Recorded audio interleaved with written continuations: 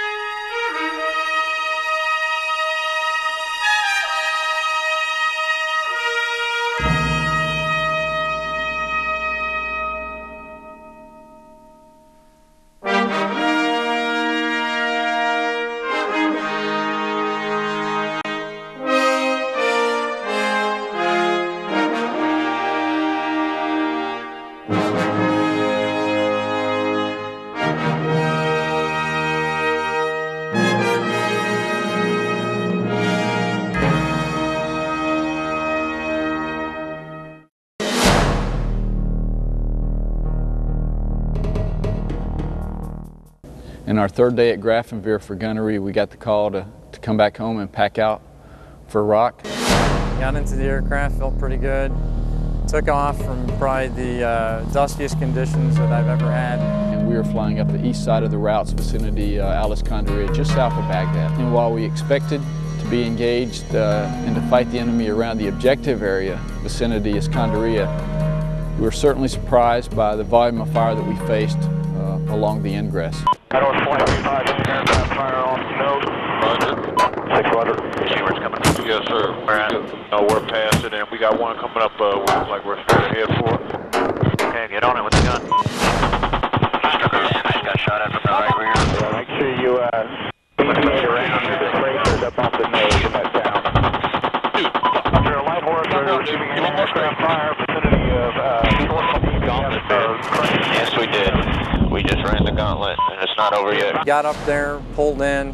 We didn't have any targets in the airfield, so we called the airfield clear. And then as soon as the lights came back on, the sky filled with tracer fire. Roger, we see it. Let's say we're going to go home, man. Roger, and we'll see what we got here. What we got is a bunch of Get enemy fire. We have one engine out. Turn right. Turn right. Okay, taking a lot more fire up the left. Got hit, you all right? Yeah, I'm good. Give me a round, man. Roger, roger, roger. All aircraft egressing at this time. I've got, I'm going to put some rounds out there. I'm taking the gun. We started getting hit by small arms fire directly underneath the aircraft. The aircraft started to fill with smoke. I looked directly down. I saw the guy standing there with an AK-47. He just happened to be using a large fuel container for concealment. When I pulled the 30mm off, it just blew up. All right, the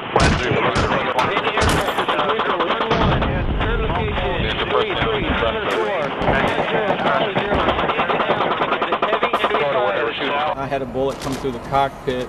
get through with 6 years. You okay, James? Yes, sir. Everywhere. All right, do a route home. This is not a good route for us to be on. We're seeing fire from left and right. Away from the He was right in the middle of the radio transmission and he got hit in the throat. I managed to get about 3 words out. Mike, I'm hit. Break. I've been hit. 06 has been hit. 06 has been hit. Get enemy fire. We have one engine out. They were right on us. Altitude low. Animal for us to take him. We got utility level. Okay, we got hit. We have a wounded front seater. We were able to talk to the front seater, Captain King. He applied his own pressure dressing there for the entire egress route. We got him back in the assembly area, got him loaded into a ground ambulance, and he had surgery that night. The good news story there is within a month he was back flying missions. So he's a hero in my book. I don't think there's been a helicopter unit to experience that volume of enemy fire since Vietnam. But yet we continued to fly north in the face of that. We got to the objective area. Enemy's not there, okay. And we turn around, we got to fly back through the same gauntlet with some airplanes which were by now damaged. But guess what? We did it. We did it. Nobody ever panicked. Nobody ever really lost their sense of purpose. But the bottom line is we successfully got them back home.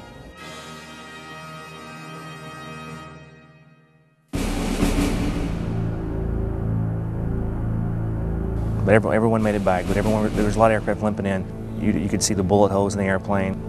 Canopies cracked, smashed in. I was really amazed how beaten up they were and surprised that they made it back. And despite 72 hours of the worst sandstorm I've ever experienced in my life, they spent the next 72 hours getting those airplanes back combat ready. And so my maintainers, absolute heroes, wonderful Americans, and they got us back into the fight. I'm kind of looked up to my soldiers as a grandpa because of my age being out there with them. As far as the soldiers needing help, I supported them in the way they needed and in what they needed, but we have such a sharp crew on the aircraft with this unit that they didn't require that much help.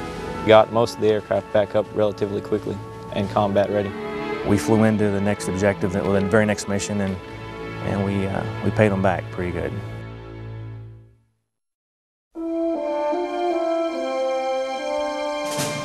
Amazing soldiers. In a situation like that, being shot at, not knowing when you're going to get to go home, if you're going to go home, when all you have is each other. I really got a new appreciation for the soldier and the way that they will band together and become their own family. I don't think there's been any air crews anytime since Vietnam who exhibited more bravery, more courage than our crews that night. The aircraft I brought back that night, the next day when we inspected, 3 of the 4 main rotor blades had bullet holes. All 6 of the airplanes were shot multiple times. Significant damage, everything from rotor blades to engines to fuel cells. The night of the 23rd was a success for the Apache. It was not a successful mission. My aircraft took 16 rounds. We had no malfunctions, nothing broke, we didn't lose any systems. Is combat proven? Undoubtedly a warhorse. Awesome. They all made it back. All those guys made it back. I would definitely fly an Apache Longbow back into combat without hesitation. You couldn't get me to fly another aircraft in combat. The most survivable aircraft in the Army. Wouldn't want to fly anything else after that night. The Intimidator is what I like to call it. The enemy saw who was coming, and I think they're probably more scared of the aircraft than they were anything. The convoys were generally not bothered as long as there was an Apache overhead. The ground troops loved us being over their heads, especially the convoys. I know that there's not an aviator here that doesn't feel that way, that we are there for the guys on the ground. If I had to go into combat, it's definitely in the Apaches. We had the 30 millimeter, and what we found is the 30 millimeter was very effective that night. I know I had at least 20 30 millimeter engagements that night against the same people who were shooting at us. I have to wonder how they felt when they couldn't bring one of us down. I was looking at a count of the missions, and 944 total combat missions, over 10,000 hours, and the aircraft never let us down. Never. George, you and the soldiers of the regiment performed magnificently in Iraq. You demonstrated selfless service, courage in facing the unknown, an unwavering commitment to the nation and to each other.